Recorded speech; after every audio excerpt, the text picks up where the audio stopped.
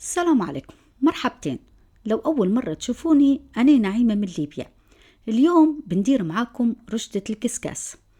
في الفيديو بنشوفوا ونتعلموا طريقة حلان العجينة من البداية لوقت تقريضها بالماكينة من غير ولا درة دقيق. رشدة الكسكاس هي من ألذ الوجبات الليبية، نقدموا فيها كطبق رئيسي في المناسبات والعزايم. اليوم إن شاء الله بنديرها معاكم بكل تفاصيلها. بالرغم الغرض والغاية من الفيديو هو طريقة العجينة، لكن أنا حبيت نشارك معاكم طريقتي في البصلة بطنجرة الضغط. تفاصيل بسيطة لكن مهمة في نجاح العجينة. تابعوا معي. للعجينة محتاجين حاجتين: دقيق ومية. بالنسبة لكمية الدقيق ما تفرقش يا بنات، بمعنى لعدد أفراد عويلتك بتحطي دقيق. تستعملي للوجبة نص كيلو بتحطي نص كيلو دقيق، تستعملي للوجبة كيلو بتحطي كيلو دقيق. نبي نشرح لكم كيف العجينة تكون يابسة وليش تكون يابسة، ومن لما تحليها وتقرديها وتبوخيها وتحببيها وتسقيها، بمعنى تجهزيها طبق للتقديم وهي محتفظة بطولها وما تتقطعش. هنا المية نصب شوية ونعجن. شوفوا يا بنات، ركزوا على حركة ايدي، أنا نعجن بطريقة الضغط بأطراف صوابعي. ليش؟ لأن الطريقة هذه تخلي كمية المية الموجودة في الدقيق تتوزع لبعضها. توا لاحظوا يا بنات، توا بندير عبود صغير في ايدي. ليش درته؟ باش نشوف لو ندار معي بالرغم من يبسية العجينة معناها كمية المية كافية. نقعد نضغط بأطراف صوابعي ونعجن. نزيد مية تكاد تكون قطرات. نستمر نضغط بأطراف صوابعي، وكل ما زادت المية نزيد نضغط على العجينة باش نبي المية اللي نزادت تتوزع نفس الشيء. أهم مقطع يا بنات في الفيديو كله المقطع هذا، نجاح العجينة في المقطع هذا. نضغط بأطراف صوابعي. هنا درت قرص صغير قعدت نضغط عليه بأطراف صوابعي، نعجن بأطراف صوابعي، والقرص اللي نديره نقعد نضغط عليه بأطراف صوابعي. نفس الشيء قطرات مية. القطرات المية تخليني نتحكم في العجينة قداش إنها تكون يابسة. نضغط عليه العجينة بأطراف صوابعي. درت قرص صغير، حسيت ان عجينتي تلايمت، قعدت نضغط براحة ايدي. انا ما نبيش نسبك، انا توا نبي نشكلها اقراص لان عجينتي خلاص تعتبر جاهزة. طبعا المعروف ان عجينة الرشدة تكون يابسة، واللي نقصد ان تكون يابسة معناها بالطريقة هذه، يعني شكل العجينة وشكل القرص يكون بالهيئة هذه، ماهوش املس وماهوش مساوي. لما نضغط عليه ينزل منا قطعة صغيرة من العجينة لأنها يابسة.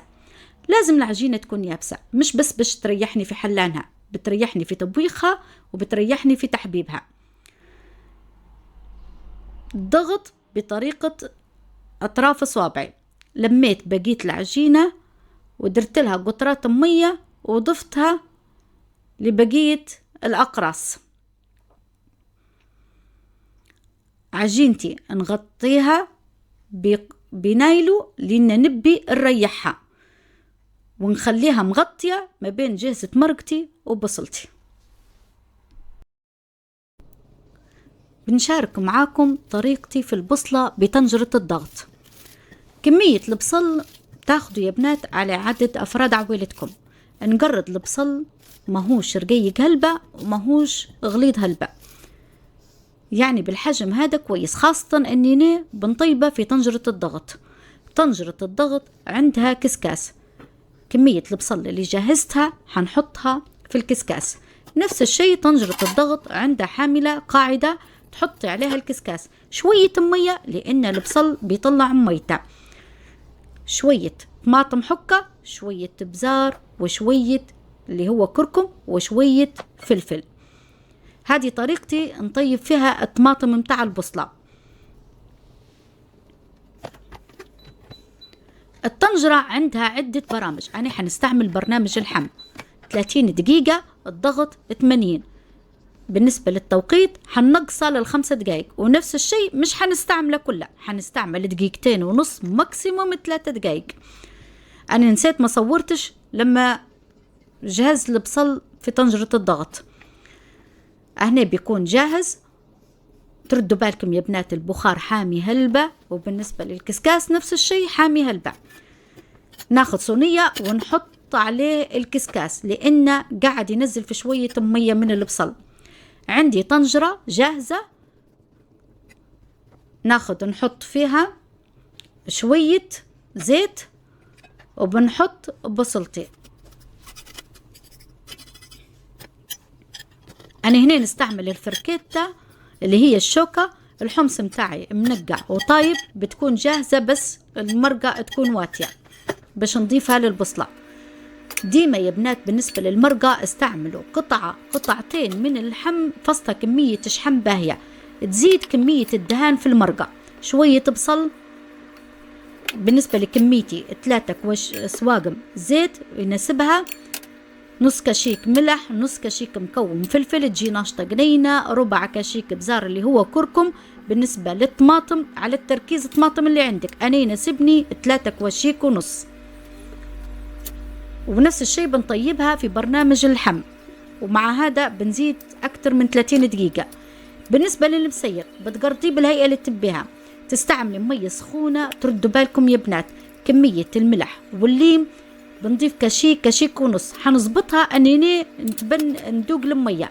قدرت نتبنن ماهوش لادع يا بنات، لكن قدرت نتبنن الملح والليم، معناها كميته كافية نغطيه ننتجز الرشدة. المرقة عندي طابت، حنضيف عدة سواقة منين تغطي البصلة. حنضيف كشيك صغير سمن، شوية حرارات، شوية ملح. بصلتي جاهزة، مجرد ننقص الغاز باش تتنكه بالمرقة.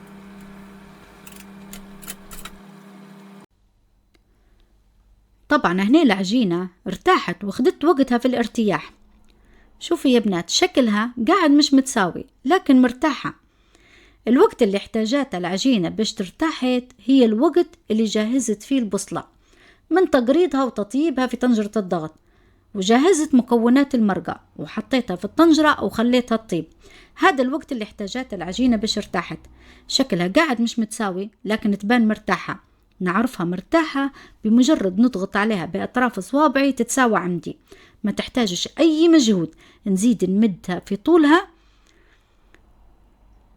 ونبدأ نحلها في الماكينة. شفتوا يا بنات مجرد اضغط عليها بأطراف صوابعي العجينة ولت ملساة وولت متساوية.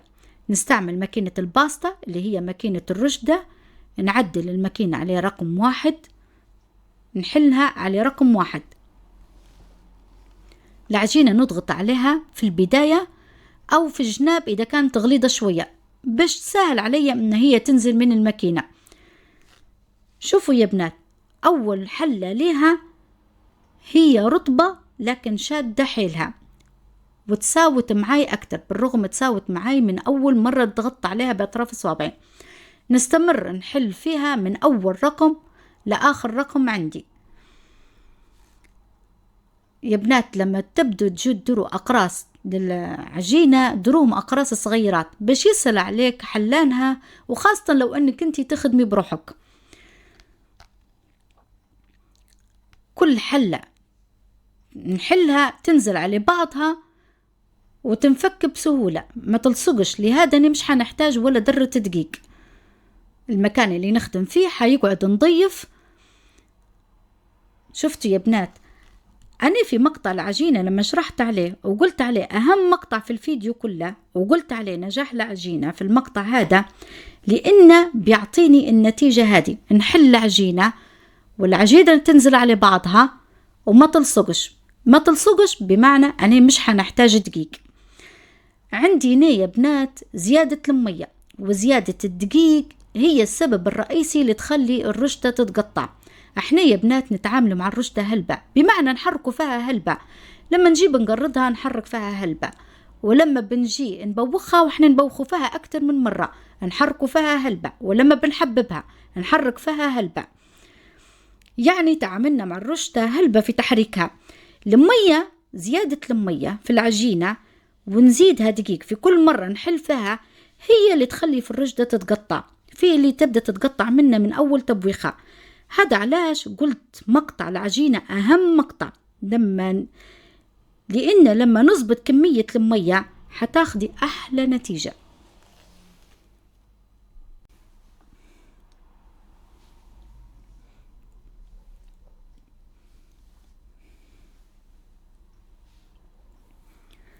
تو هنا يا بنات نجي بعد آخر رقم حليتها، نجي نقرضها، نستعمل الجزء اللي بيعطيني شكل رشدة الكسكاس.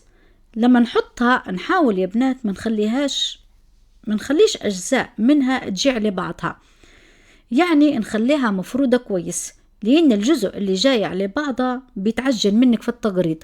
طبعا يا بناتني ماكينتي قديمة، جزء من سنونها معاش ولو حدات.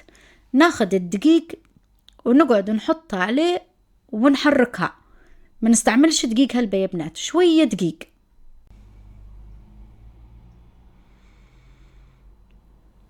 هنا الدقيق اللي استعملته لازم نتخلص منه يا بنات. ناخد غربال ونقعد نغربل فيه كويس كويس منين يتصفى الدقيق كله. لازم نغربله يا بنات ونتخلص من الدقيق اللي فيه.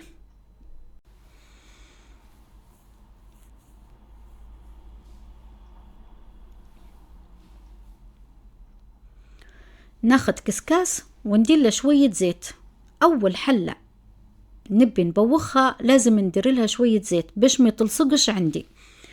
ناخد الرشدة اللي أنا قرطتها وغربلتها كويس من الدقيق ونحطها في الكسكاس، نحلها من بعضها. ناخد فركتة ونحلها من بعضها باش البخار يقدر يجي على كل الرشدة.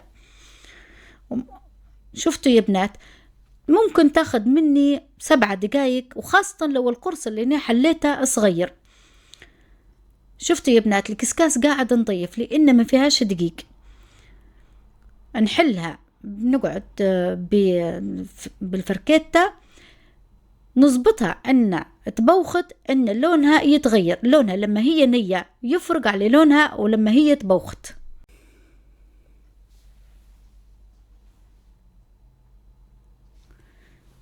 الرشدة اللي تبوختها ناخد نحطها في صينية ونحلها بإيدي، سهل حلانها يا بنات. ناخد نغطيها ونخليها.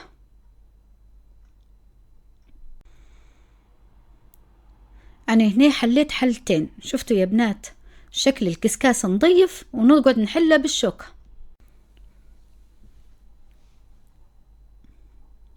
التبويخة الثانية يا بنات لازم نغطيها هيك تساعد في طيابها.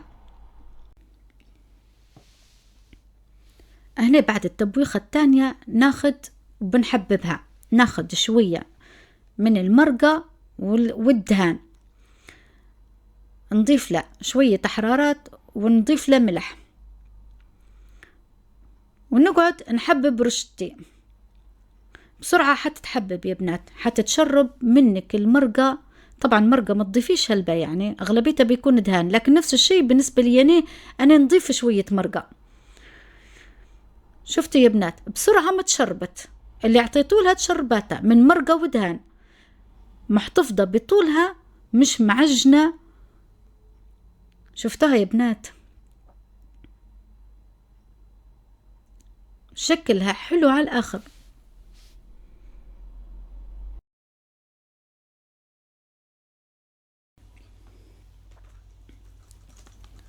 هنا توا رشتي جاهزة واتية بعد أني ما ببوختها 3 مرات. بالنسبة لرشتي أنا بالنسبة لتبويخها نبوخ فيها 3 مرات. نفس الشيء هنا البصلة جاهزة واتية.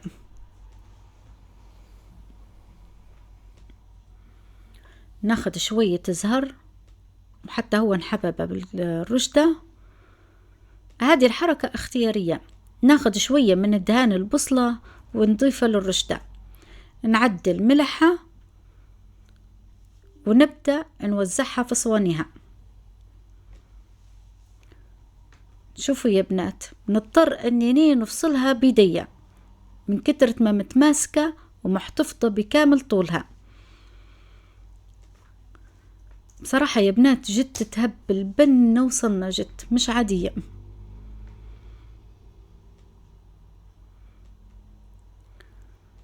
نسويها في صوانيها.